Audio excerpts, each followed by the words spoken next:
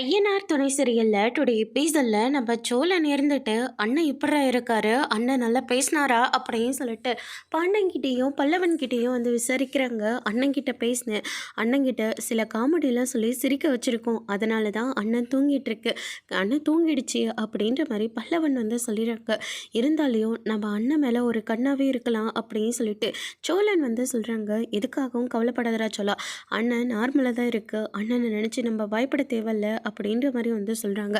எல்லாமே அந்த ஜோசியக்காரனால் தான்டா ஆகுனது, அவனை தேடி போய் நாளை உதைப்போமா அப்படின்ற மாதிரி வந்து சொல்கிறாங்க. அதெல்லாம் ஒன்றும் வேண்டாடா, இன்னொன்று நம்ம போய் எழுதிட்டு வந்தல அந்த ஜோசியக்காரனடா, பணத்தை வாங்கிக்கிட்டு எப்படியெல்லாம் எழுதி கொடுத்துருக்கான், நம்ம சொன்னதுக்கு ஆப்போசிட்டாக எழுதி கொடுத்துருக்கான்டா அவனை அவங்ககிட்ட யாரும் போய் ஜோசியம் கேட்க முடியாத அளவுக்கு அந்த ஆளை நம்ம அப்படி ஒரு நிலைமைக்கு ஆளாக்கிறணும் அப்படின்னு சொல்லிட்டு சோழன் வந்து பயங்கர கோவத்தோடு சொல்லிட்டு இருக்காங்க. அப்படி ஏதாச்சும் பண்ண போகிற, அதெல்லாம் ஒன்றும் தேவையே இல்லை, மற்றதெல்லாம் நம்ம பார்த்துக்கலாம், நீ எதை பற்றியும் கவலைப்படாத, அண்ணன் நல்லா தான் தூங்கிட்டுருக்கு அப்படின்ற மாதிரி சொல்லிடுறாங்க. சரி எதுக்கும் செக் பண்ணிக்கலாம் அப்படின்னு சொல்லிட்டு சோழன் இருந்துட்டு அண்ணன் அண்ணன்னு சொல்லிட்டு கூப்பிட்றாங்க. ஆனால் சேரன் வந்து கண்ணை திறக்கிறதே இல்லை. ஆமாண்டா, அண்ணன் நல்லா தூங்கிடுச்சு, நம்மளாம் பயப்பட தேவையில்ல, அண்ணன் காலையில் நார்மலாக ஆகிடும் அப்படின்னு சொல்லிட்டு எல்லாரும் தூங்கிட்டு இருக்காங்க. அதுக்கு அடுத்ததான் நம்ம கொஞ்சம் நேரம் ஆனதுக்கப்புறமா சேரன் வந்து கண்ணை முழிச்சு பார்க்குறாங்க. பார்த்தா எல்லாரும் தூங்கிட்டாங்க. சேரன் வந்து ஜோசியக்காரர் சொன்னதெல்லாம் நினச்சி பார்க்குறாங்க. இந்த ஜாதகக்காருக்கு கல்யாணமே ஆகாது, அதுக்கப்புறம் கல்யாணம் ஆனவங்களும் இந்த வீட்டில் இருந்தால் கண்டிப்பாக இந்த ஜாதகக்கார் இந்த வீட்டில் இருந்தால் அவங்க 2 பேரும் சேர்ந்து வாழவே முடியாது, பொண்ணு தங்காத வீடு இது, இவரால் இந்த வீட்டில் யாருக்கும் எந்த நல்லதுமே நடக்காது அப்படின்ற மாதிரிலாம் சொல்கிறாங்க. இதை கேட்டதுலேருந்து சேரன் வந்து நினச்சி பார்த்து ரொம்பவே ஃபீல் பண்ணிகிட்ருக்காங்க. அடுத்த நாள் காலையில் வந்து பார்த்திங்கன்னா நம்ம நிலா இருந்துட்டு காஃபி போட்டுட்ருக்காங்க.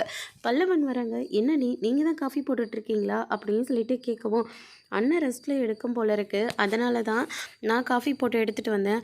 ஆமாம், அண்ணன் உள்ளேயா தூங்கிட்டுருக்கு? இல்லையே, நானும் இப்போ தான் உள்ளே இருந்து வரேன், ஆனால் அண்ணன் உள்ளே இல்லையே அப்படின்னு சொல்லிட்டு நம்ம பல்லவன் வந்து சொல்லிடுறாங்க. நான் காலையில் 5 மணிக்கே எந்திரிச்சிட்டேன், ஆனால் அண்ணனை வெளியே பார்த்தா வெளியே இல்லை, சரி உள்ளே தான் தூங்கும் போல இருக்குன்னு சொல்லிட்டு நான் கண்டுக்கல அப்படின்ற மாதிரி வந்து சொல்லிடுறாங்க. சரி விடுங்க, அண்ணன் கடைக்கு அது போயிருக்கோம் அப்படின்னு சொல்லிட்டு டீ எடுத்துகிட்டு வந்து எல்லாருக்கும் கொடுத்துட்ருக்காங்க. அண்ணன் என்னைக்காவது இந்த மாதிரி 5 மணிக்கெல்லாம் கடைக்கு போயிருக்குமா அப்படின்னு சொல்லிட்டு நிலா வந்து கேட்கவும், எப்பயும் போனதில்லை, எப்போவாச்சும் ஒரு டைம் போகும், அண்ணன் அதுவும் போல தான் இன்றைக்கும் போயிருக்கும் போல இருக்குது, அப்படி கடைக்கு போகலன்னா சைட்டுக்கு அது போயிருப்பார், நான் எதுக்கும் அண்ணனுக்கு ஃபோன் பண்ணுறேன் அப்படின்னு சொல்லிட்டு சோழன் வந்து ஃபோன் பண்ணுறாங்க. ஸோ ஃபோன் வந்து சுவிட்ச் ஆஃப்னு வருது. அண்ணன் ஒழுங்காக சார்ஜர் கூட போடுறதே இல்லை, எல்லாத்தையும் நம்ம சொல்லிக் கொடுக்கணும் அப்படின்னு சொல்லிட்டு சோழன் வந்து சொல்லிட்டு இருக்காரு. அதுக்கு அடுத்ததான் சரி அண்ணனோட ஃபோனு உள்ளே இருக்கா, போய் பார்த்துட்டோட பல்லவா அப்படின்னு சொல்லிட்டு நம்ம சோழன் வந்து சொல்லவும் பல்லவன் போயிட்டு பார்க்குறாரு. அங்கே வந்து சேரனோட ஃபோனும் பக்கத்தில் ஒரு நோட் மேலே ஒரு பேப்பரும் இருக்குது. அதை படித்து பார்க்குறாரு. அதை படித்த உடனே பயங்கரமாக ஷாக் ஆகுறாங்க. அண்ணன் அண்ணி அப்படின்னு சொல்லிட்டு பல்லவன் ரொம்பவே பதட்டமாக போகிறாங்க. என்னடா ஆச்சு, ஏன்டா இவ்வளோ கத்திட்டு வர, என்னாச்சு, அண்ணனோட ஃபோன் அங்கே இல்லையா, அண்ணனோட ஃபோன் இருக்குது, அதே மாதிரி இங்கே ஒரு லெட்டரும் இருக்குது அப்படின்னு சொல்லிட்டு லெட்டரை வந்து நிலா கிட்டே கொடுக்குறாங்க. நிலா அதை படித்து பார்க்குறாங்க.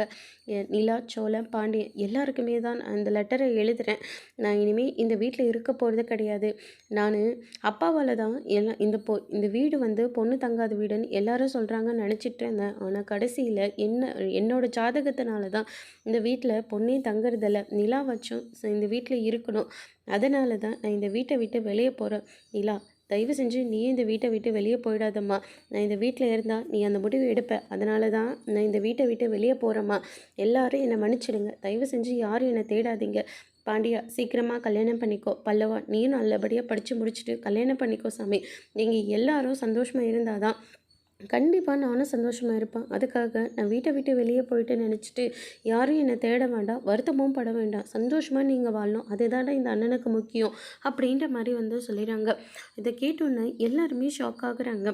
அதுக்கு அடுத்து தான் நிலா இருந்துட்டு, அண்ணன் ஏற்கனவே டல்லாக இருக்குது, இன்றைக்கி ஒரு நாள் மட்டும் அண்ணனை நல்லபடியாக பார்த்துக்கோங்க அப்படின்னு சொன்னேன், ஆனால் யாராச்சும் என் பேச்சை கேட்டிங்களா, உங்களை கூப்பிட்டு நான் தனியாக சொன்னேன்ல, நீங்களாச்சும் அண்ணனை பார்த்துருக்கலாம்ல அப்படின்ற மாதிரி சொல்கிறாங்க. அண்ணனுக்கு எதுவும் நடக்காது, கவலைப்படாத, அண்ணன் நார்மலா இருக்குன்னு சொல்லி நாங்க செக் பண்ணிட்டு தாங்க படுத்தோம். நல்லா பார்த்தீங்க மண்ணாங்கட்டி. நானே அண்ணன நெனச்சு நைட்டு ஃபுல்லா தூங்கல. கண்டிப்பா அந்த நெலைமையில யாரா இருந்தாலயும் தூக்கமே வராது. அதனால தான் நான் சொன்னேன், அண்ணன் ஏதாவது தப்பான முடிவு எடுக்க போது அண்ணன பத்திரமா பார்த்துக்கோங்கன்னு சொன்னேன். ஆனா யாருமே என் பேச்ச கேட்காம, இப்ப பாருங்க என்னைக்கும் எந்திரிக்காதவன் நானே 5 மணிக்கெல்லாம் எந்திரிச்சேன்.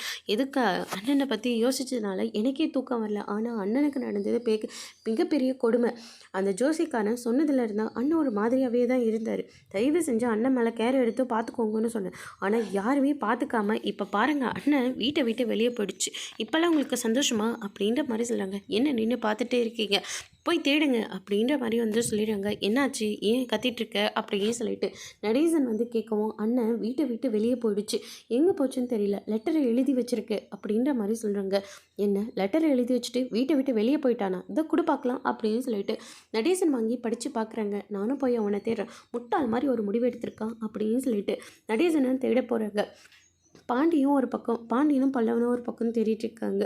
சோழன் ஒரு பக்கம் நம்ம சேரன் எங்கெல்லாம் வேலை செய்வாரோ அந்த சைட்டுக்கெல்லாம் போய் பார்க்குறாங்க. அண்ணன் நீ எங்கே தானே போன, நீ இல்லாமல் நாங்கள் எங்களால் எப்படி நான் இருக்க முடியும், எங்களால் எப்படி நான் வாழ முடியும், தயவு செஞ்சு எங்கே இருந்தாலே வந்துடுனே அப்படின்னு சொல்லிட்டு சோழன் ஒரு பக்கம் கதறிட்டு இருக்காரு.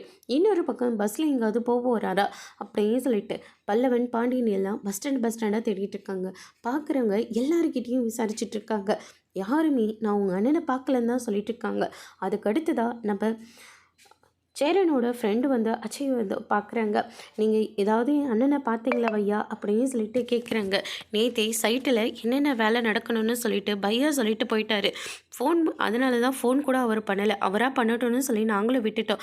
இப்போ கூட நான் சைட்டில் வேலை செய்கிறவங்களுக்கு தான் சாப்பாடு வாங்கிட்டு போகிறேன். பையாவுக்கு ஃபோன் பண்ணேன், ஃபோன் சுவிட்ச் ஆஃப்னு தான் வந்தது.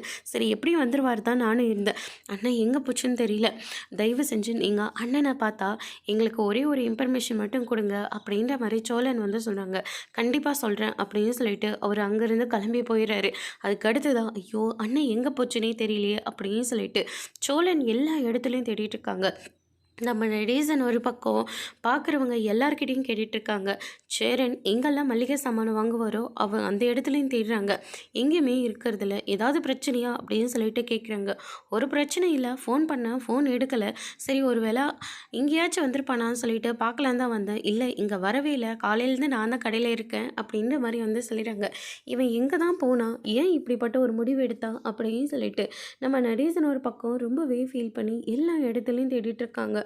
சோழன் இருந்துட்டு அண்ணன் நீ எங்கே தானே போன, நீ இல்லாமல் எப்படி நாங்கள் இருக்க போகிறோம், எவனோ ஒருத்தன் சொன்னான்றதுக்காக எங்களெல்லாம் விட்டுட்டு நீ எப்படி நான் தனியாக போகலாம் அப்படின்னு சொல்லிட்டு நம்ம சோழன் வந்து ரொம்பவே ஃபீல் பண்ணிட்டு இருக்காங்க. நிலாவும் நேற்று நடந்ததெல்லாம் யோசித்து பார்க்குறாங்க. அப்போவே நான் இவங்க எல்லாருக்கிட்டேயும் சொன்னேன், அண்ணன் நீ எங்கே தானே போன அப்படின்னு சொல்லிட்டு நிலாவும் ஒரு பக்கம் ஃபீல் பண்ணிட்டு இருக்காங்க. பாண்டி ஒரு பக்கம் தேடிட்டு ஒரு இடத்துல வெயிட் பண்ணிட்டு இருக்காங்க. அதுக்கு அடுத்து தான் நம்ம பல்லவன் வராங்க. அண்ணன் வேற எங்கேயாச்சும் போய் நீ பார்த்துருக்கியா, இல்லைண்ணே அண்ணன் எப்போவுமே இப்படியெல்லாம் நடந்துக்கிட்டது கிடையாது, வேலை முடிஞ்சால் நேராக வீட்டுக்கு வரும், வீடுலேருந்து நேராக வேலைக்கு போகும், அவ்வளோதானே, வேறு எங்கேயும் அண்ணன் போனதை இது வரைக்கும் பார்த்ததே இல்லை, இதானே ஃபஸ்ட் டைமாக இருக்குது, அண்ணன் இல்லாமல் நம்ம எப்படிண்ணே இருக்க முடியும், கவலைப்படாதடா, நம்ம அண்ணனை எப்படியாவது தேடி கண்டுபிடிச்சிடலாம், அண்ணன் எப்படியும் இந்த பக்கம் எங்கேயாவது தான் இருக்கும், கண்டிப்பாக அண்ணனை தேடிட்டு போகலாம், அண்ணன் கிடச்சிரும், நீ வருத்தப்படாத அப்படின்னு சொல்லிட்டு பாண்டி இருந்துட்டு பல்லவனுக்கு சமாதானம் சொல்லிட்டு இருக்காங்க. அதோட இன்னைக்கான எபிசோட் முடிச்சிருக்காங்க. இனி ஐயனார் துணையில் சேரன் கிடைப்பாரா இல்லையான்றதை ஒரு எபிசோடில் பார்க்கலாம். தேங்க்யூ.